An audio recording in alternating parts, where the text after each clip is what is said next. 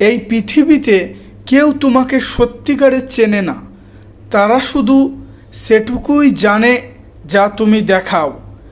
আর সবচেয়ে বিপজ্জনক ব্যবহার হলো তারা সেই দুর্বলতাটাই খুঁজে ফেলে যেটা তুমি লুকিয়ে রাখো। কারণ আমরা সবাই মানুষ দেখি, কিন্তু মস্তিষ্ক পড়তে শিখি না। তুমি কি জানো যে মানুষ ততটা শক্তিশালী নয় যতটা তার মস্তিষ্ক শক্তিশালী? যদি কেউ তোমার মস্তিষ্ক নিয়ন্ত্রণ করে নিতে পারে, তাহলে সে তোমার কথা, সিদ্ধান্ত, এমনকি তোমার চিন্তাও নিজের মতো করে চালাতে পারে। এটা শুরু হয় খুব ছোট্ট একটা জিনিস দিয়ে, সেটার নাম হলো অ্যাটেনশন। তোমার মন কে কোথায় আটকে রাখবে, তারপর আসে কনফিউশন। তুমি বুঝতেই পারো না ঠিক ভুল, এবং শেষে আসে সাবমেনশন। তুমি নিজের সিদ্ধান্তও নিতে পারো না। এটাই মাইন্ড কন্ট্রোল, চুপচাপ ধীরে ধীরে তোমার মাথার ভেতরে খেলা। 2 নম্বর হচ্ছে ম্যানিপুলেশন।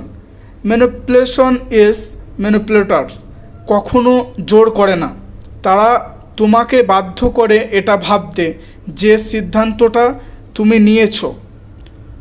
তুমি যখন বুঝতে পারো না কাকে বিশ্বাস করবে, নিজেকেই সন্দেহ করো, ঠিক ভুলের হিসাব মেলাতে পারো না, মাথার ভেতরে হাজার প্রশ্ন চলতেই থাকে, যেখানে ম্যানিপুলেশন শুরু হয়।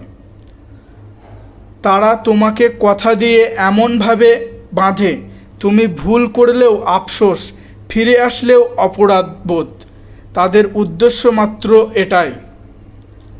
একটাই, তোমাকে নিজের ওপর নির্ভরশীল না হতে দেওয়া। 3 নম্বর হচ্ছে টক্সি মানুষ, টক্সি পিপল অ্যান্ড সাইকোলজি। টক্সি মানুষ কখনো প্রথমে টক্সিক না, তারা প্রথমে সুইট, কেয়ারিং, পারফেক্ট সব কিছু করে, কারণ তাদের দরকার শুধু তোমার বিশ্বাস, তারপরেই খেলা শুরু।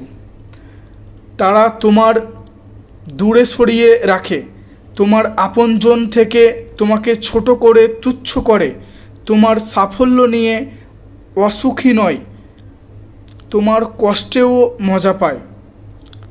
আর শেষে তুমি নিজেকেই দোষ দিতে শুরু করো, ভাবো হয়তো আমিও ভুল।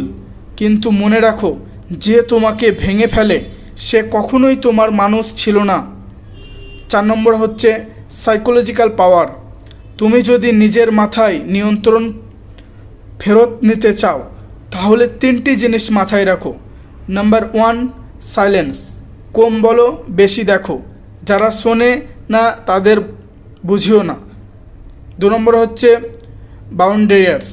সবাইকে অ্যাক্সেস দেওয়ার দরকার নেই, দরজা খোলা রাখলেই সবাই ঢুকবে, কিন্তু সবাই তোমার হয় না। 3 নম্বর সেলফ কন্ট্রোল। তোমার আবেগই তোমার অস্ত্র, যাকে দেখবে তাকেই ক্ষমতা দেবে। সবচেয়ে ভয়ঙ্কর মানুষ সেই যে অনুভূতি দিয়ে নয়, বুদ্ধি দিয়ে নিয়ে চলে। 4 নম্বর শেষ।